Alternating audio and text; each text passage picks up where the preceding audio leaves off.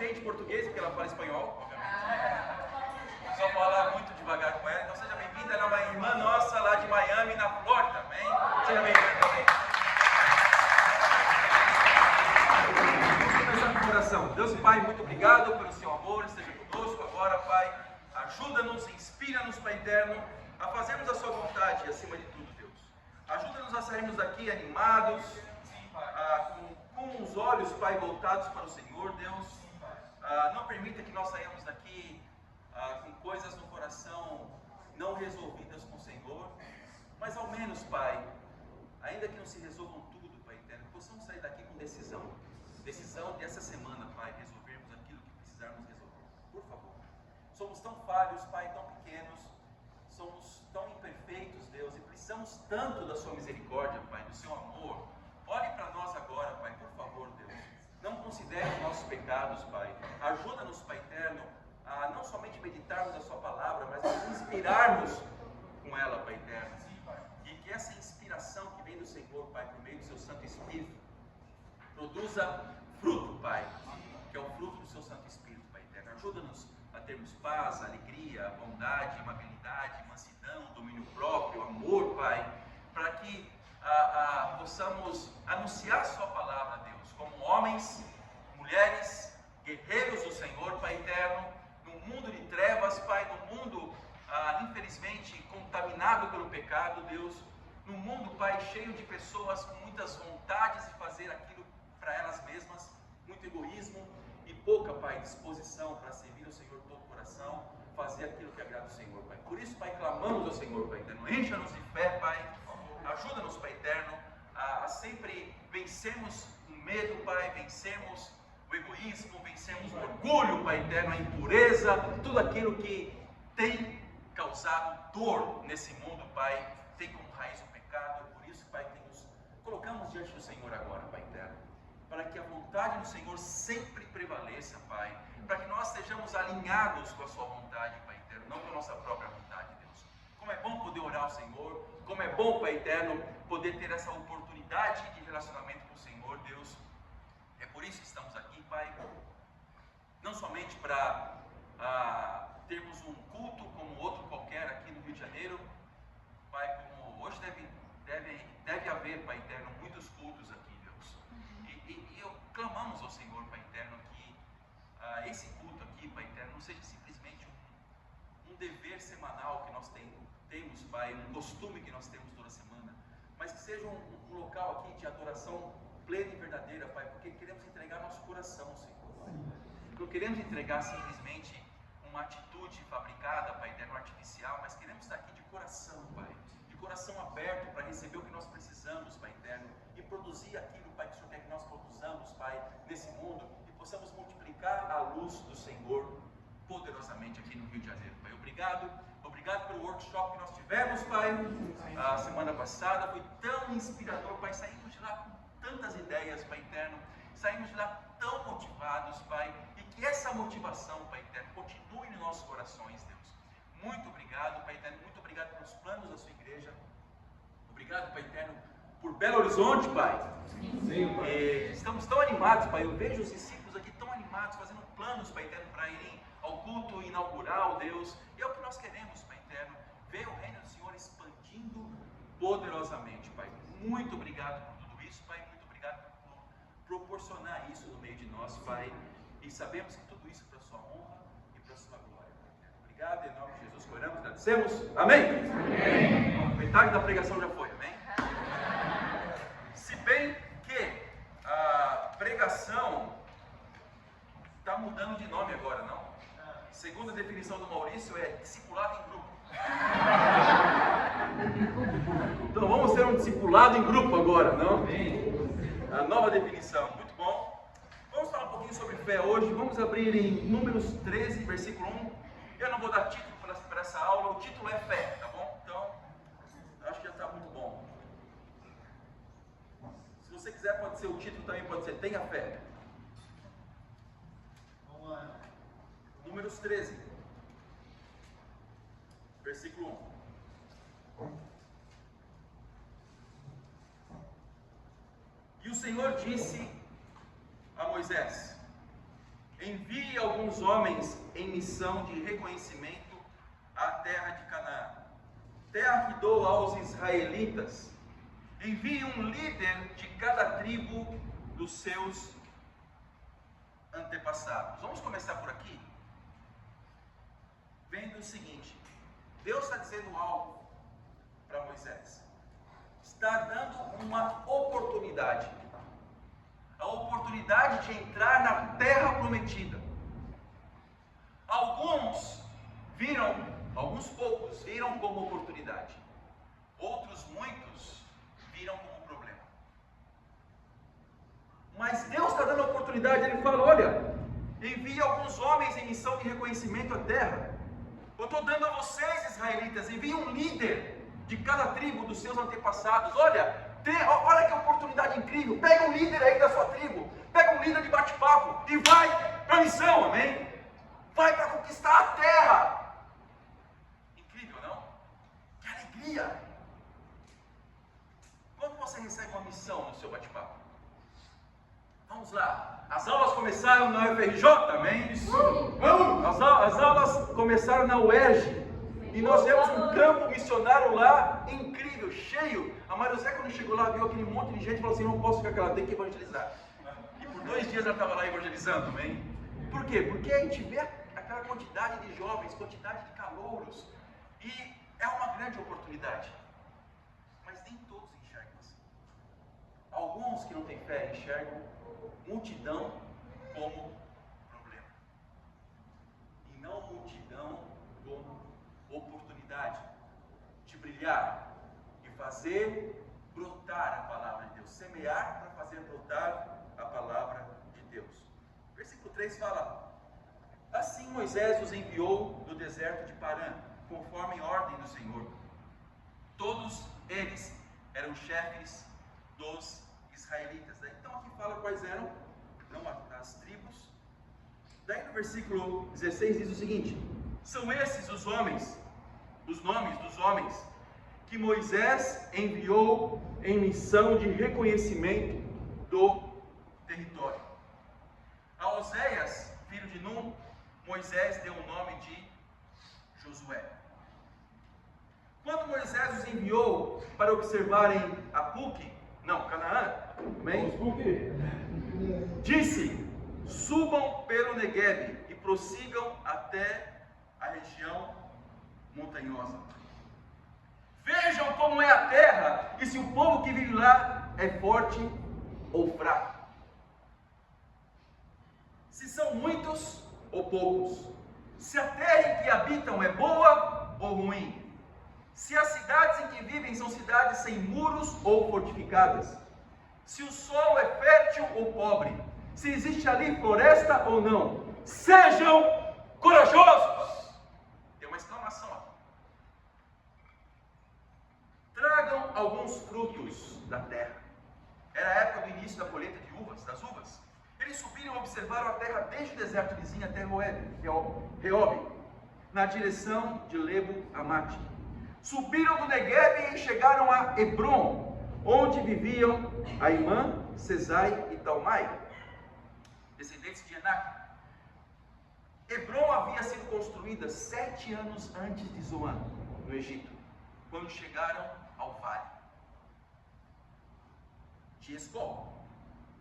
E cortaram um ramo do qual pendia um único cacho de uvas. 2 deles carregaram o cacho, pendurado numa vara. Colheram também romãs e figos. Aquele lugar foi chamado de Vale de Escol por causa do cacho de uvas que os israelitas cortaram ali. Ao fim de 40 dias, eles voltaram da missão de reconhecimento da terra. Uau! Eles fizeram... As orientações para eles foram bem detalhadas. Eles tinham que analisar cada detalhe. Se tinha ali uma multidão, se eram muitas pessoas, se havia cidades fortificadas, muradas, se ali havia pessoas, que tipo de pessoas havia ali, não. Então, muitos detalhes. Se a terra era fértil, não era fértil. Tragam algumas amostras da terra também. Então, cada detalhe foi pensado por eles. Vamos fazer uma analogia para a terra que nós precisamos conquistar hoje. E essa terra tem um nome. A cidade do Rio de Janeiro, amém? Como que nós enxergamos a cidade do Rio de Janeiro? Uma cidade cheia de problemas? Uma cidade cheia de... que existe uma... Rio de Janeiro é uma das maravilhas, é um Cristo Redentor talvez, é uma das maravilhas do mundo, foi considerado, do mundo moderno. Então Rio de Janeiro é lindo, não? É uma cidade incrível. Eu me encanto no Rio de Janeiro. Então toda vez que eu acordo e eu penso que eu estou no Rio de Janeiro, isso anima meu coração. Não estou falando isso por hipocrisia, ok?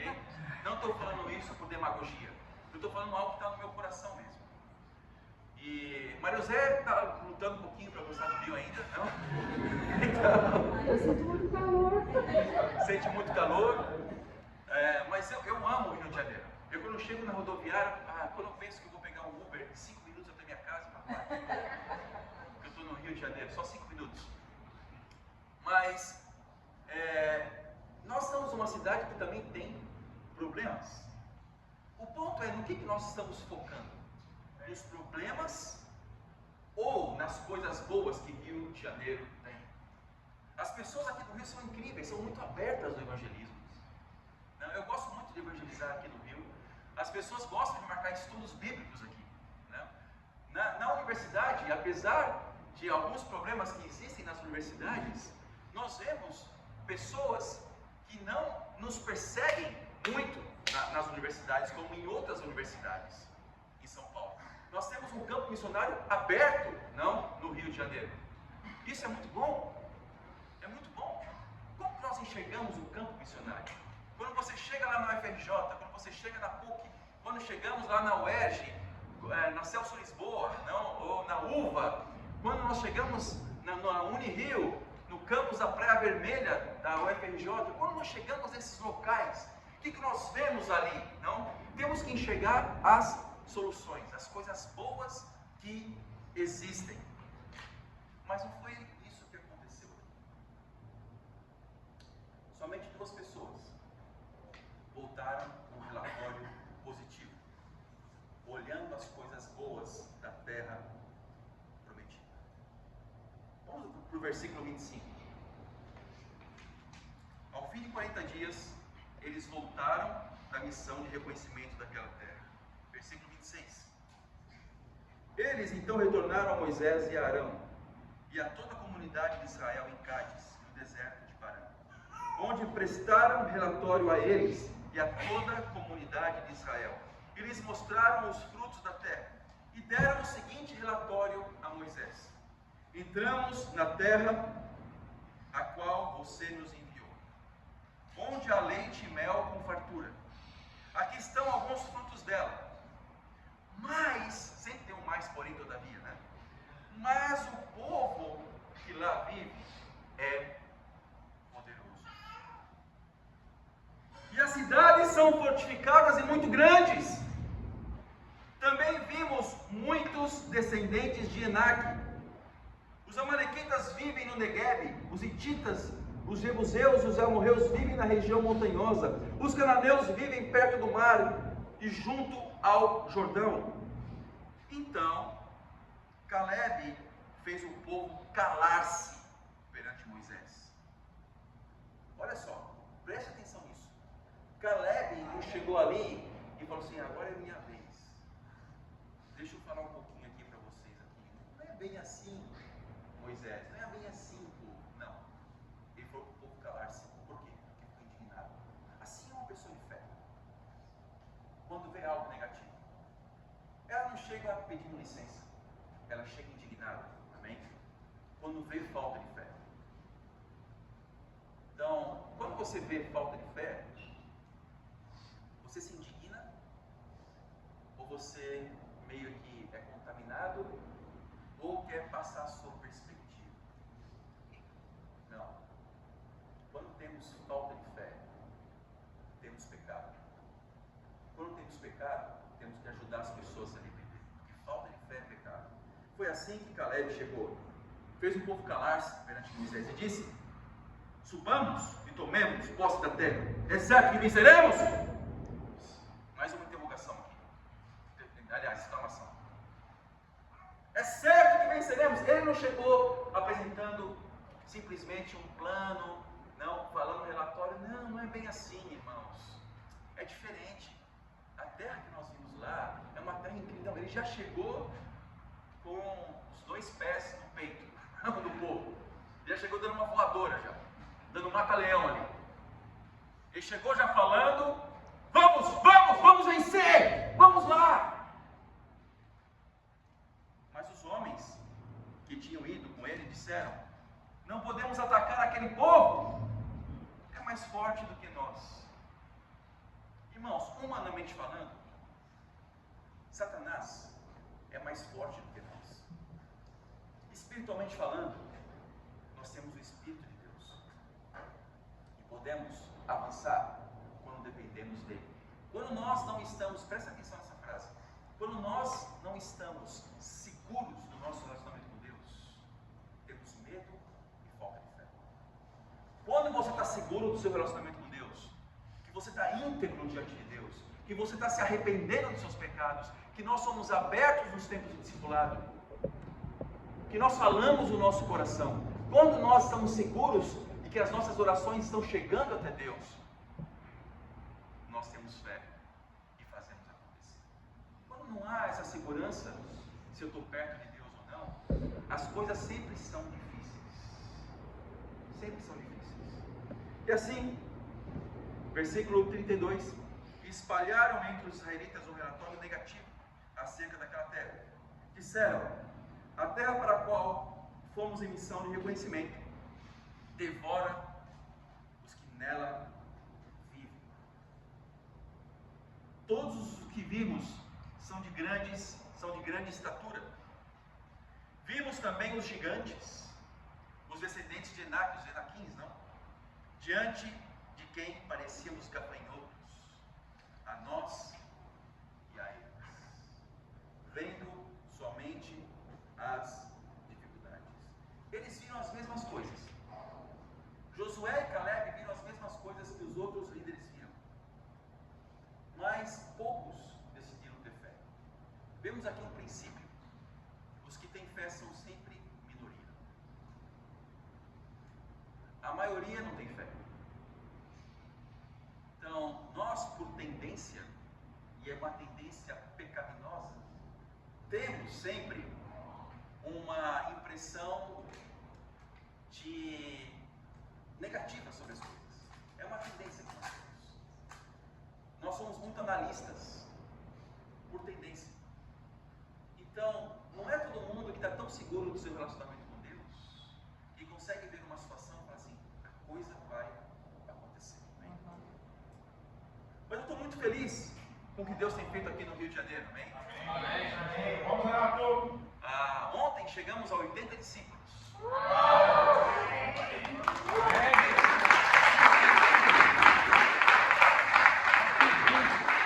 Estamos o ano com 72 discípulos, somos 80 e vamos chegar a 100 até o final do ano. Mas não é só uma visão numérica, né? Aquela coisa, vamos chegar a um número. Não. Estamos trabalhando por quê? Porque nós vemos pessoas que dependem da nossa fé para serem salvas. Obviamente é Deus que faz acontecer, somos usados por Deus, mas Deus nos usa e usa homens e mulheres de fé para que pessoas sejam salvas, amém? E hoje nós vamos presenciar aqui, vai ser apresentado o Gustavo aqui hoje. Foi batizado ontem. E é muito bom ver, por exemplo, a fé do Pedro, não?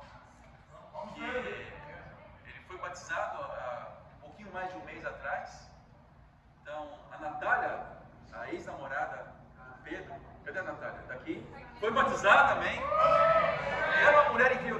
Eu tive um tempo com ela, junto com algumas irmãs, para esclarecer algumas dúvidas. Cada tempo durou mais ou menos uma hora e meia, não? Até um pouquinho mais, para falar sobre dúvidas e ver o coração dela disposto a ser moldado pela palavra de Deus, apesar das dúvidas, amém? E ver ela tendo um coração de realmente querer esclarecer as coisas. E uma mulher cheia de opiniões, isso alegrou muito meu coração, né? Ver uma mulher firme, que tem muito futuro no reino de Deus, né? E ver que Deus tem trabalhado muito na vida do Pedro, né? Para trazer pessoas. E temos o Gustavo, que é um amigo de 2 anos já do Pedro. E 2 anos para um menino de 20 anos, não? 19 anos é muita coisa. É né? verdade. Nossa, somos amigos já há 2 anos. 2 anos, a minha perspectiva é piscar o olho. Assim.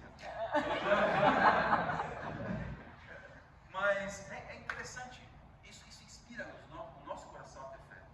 E eu lembro alguns tempos com o Tom antes, né? E muitas vezes o Tom estava lá com um coração, às vezes, muito cheio de receios, porque ele precisava de mais companhias para evangelizar lá na UFRJ, e Deus abençoou. Né? Deus deu Pedro, que é mais um valente guerreiro da UFRJ, e agora temos o Gustavo também, amém? Deus é muito bom. Mas, irmãos, pensando nisso, pensando na nossa visão, pensando no nosso relacionamento com Deus, pensando em homens e mulheres guerreiros que precisamos ser, homens e mulheres cheios de fé, nós temos que entender o ponto número 1 agora. Para termos fé, precisamos tomar a decisão, porque a fé é uma decisão. A fé não tem a ver com circunstâncias. Se nós queremos conquistar algo, vai acontecer. Tem a ver com vitória. Amém? Decidimos ser como 2 gafanhotos no meio de uma multidão, mas esses 2 gafanhotos causarem um estrago, no bom sentido. Ou decidimos ser como a maioria e não causarmos impacto nenhum. Como está seu coração hoje? Você está com essa disposição? Porque fé é decisão. Fé não é uma coisa assim, eu preciso sentir no meu coração. Eu acho que eu preciso cantar umas 6 canções antes. Não, é bom cantar canções. Sim. Sempre é bom cantar. Mas não depende. A fé não depende de circunstâncias. Eu preciso, sei lá, ver alguma coisa acontecendo para poder ter fé. Não. A fé é o acontecimento daquilo que você não vê. É isso. A fé não é um sentimento, como alguns pensam. A fé é uma decisão. Eu vejo, eu sei que meu relacionamento com Deus é suficiente para que eu não tenha medo e acredite que vai acontecer. Amém? Para Números, capítulo 14. Vamos. Deu o que aconteceu? Não. Temos um problema aqui. Temos uma divisão no meio do grupo. Temos Caleb e Josué dando relatórios positivos. E temos todos os outros líderes dando relatório negativo sobre o que aconteceu naquele momento. Então, alguma coisa tinha que acontecer. Ok? Aqui fala um pouquinho, no capítulo 14. Naquela noite, toda a comunidade começou a chorar em alta voz. Ou seja, significa que eles foram influenciados por quê? As notícias ruins influenciam mais do que as notícias boas. Se tivesse um BNN, em vez de GNN, Bad News Network, talvez todos aqui iam assistir. Porque eles querem ver o que está acontecendo de ruim no reino de Deus. Ai, que horror. BNN. Por quê? Porque as más notícias chamam mais atenção do que as boas notícias. Gostamos de escutar coisas ruins. A Bíblia chama de mexericos, que são deliciosos. Então, nossa, verdade, olha o que aconteceu, nossa, né? E ficamos lá antenados. Isso tem a tendência de nos influenciar mais do que o News Network. Por quê? Porque queremos saber de coisas ruins. E assim o povo foi contaminado pelas bad news aqui, né? Versículo 2. Todos os israelitas queixaram-se contra Moisés e contra Arão. E toda a comunidade lhes disse: quem dera, olha só, tivéssemos morrido no Egito. Incrível. Inacreditável isso. Ou nesse deserto. Porque o Senhor está nos trazendo para esta terra só para nos deixar cair a espada. Nossas mulheres e nossos filhos serão tomados como despojo de guerra. Não seria melhor Egito. Eles queriam voltar para o Egito. E disseram uns aos outros: escolheremos um chefe e voltaremos para o Egito. Começou uma revolta contra Moisés. Assim é a falta de fé. Quando existe revoltas no nosso meio, é falta de fé. Quando existe um coração crítico, é porque alguém está tendo fé, alguém está desafiando alguma coisa, mas você não quer pegar o desafio. Quando você se depara com um coração crítico, é porque tem pecado. Ou a pessoa não quer largar a sua impureza, a pessoa não quer largar ali os seus vícios pecaminosos, e por isso é muito mais fácil criticar e se revoltar e começar a olhar as coisas com um olhar crítico e deixar de sonhar. É isso que começa a acontecer. Por quê? Porque pecado sempre causa divisão quando não há arrependimento. Amém? E disseram uns aos outros: escolheremos um chefe e voltaremos para o Egito. Versículo 5.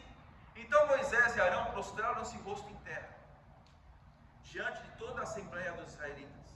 Josué, filho de Num, e Calebe, filho de Jefoné, dentre os que haviam observado a terra, rasgaram as suas vestes.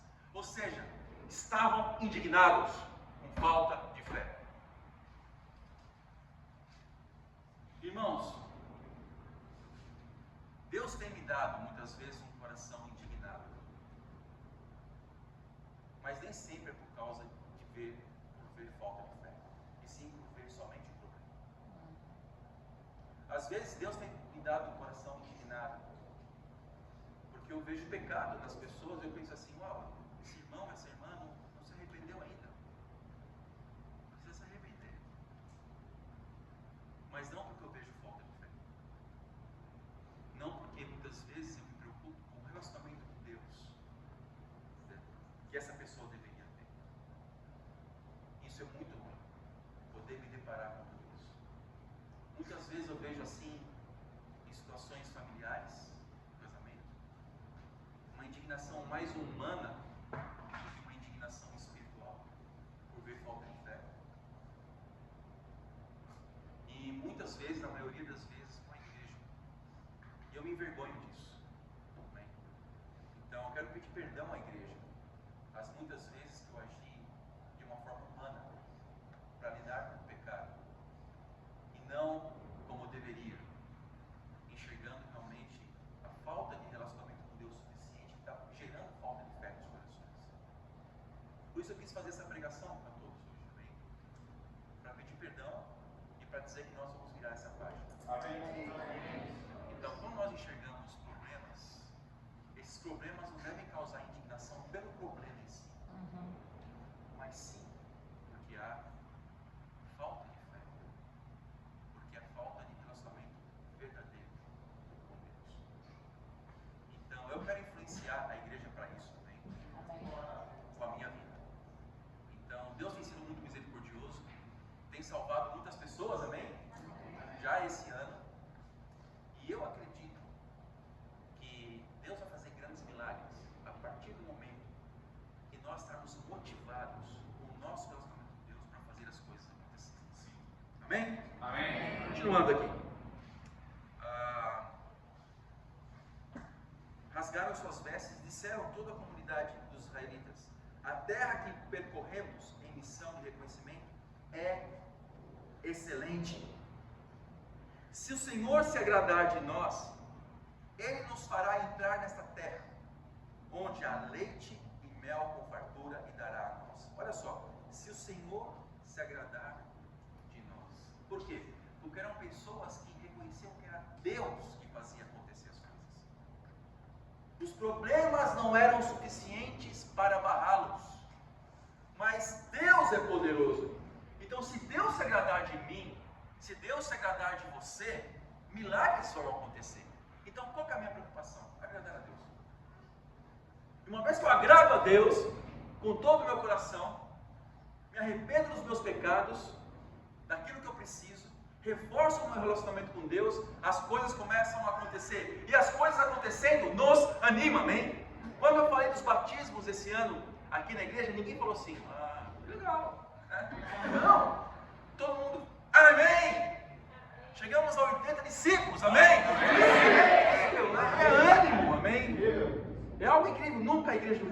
40 discípulos.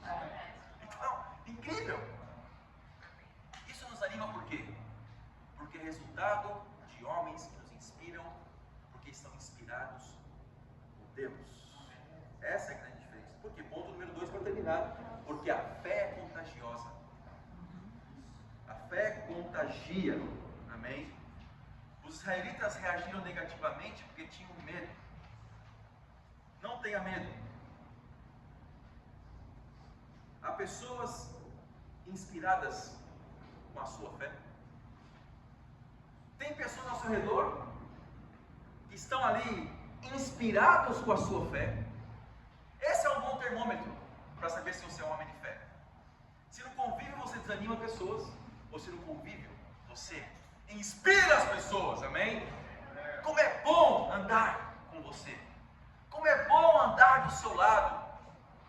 Como é bom ver como você é animado. Isso me ajuda. Eu quero andar com pessoas assim, amém? Eu não quero andar com pessoas. Olha, ó azar. Tem um personagem aí, não? Desenho animado, né? Como chama? Não sei o nome desse aí. É uma hiena. É uma hiena, né? Então, olha só, é uma hiena ainda que dá risada. Olha, ó azar, que coisa triste. A gente não gosta de andar com pessoas assim. Você anda com pessoas que te inspiram. Ou melhor, você inspira as pessoas. Eu queria estar do lado aqui de Josué, de Caleb, de Moisés, até de Arão aqui, amém? Por quê? Porque eram os únicos que estavam ali.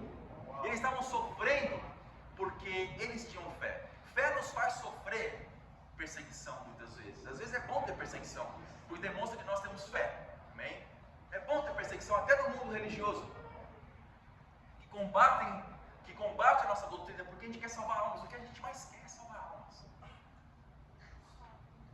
A gente quer conquistar pessoas para Deus, amém?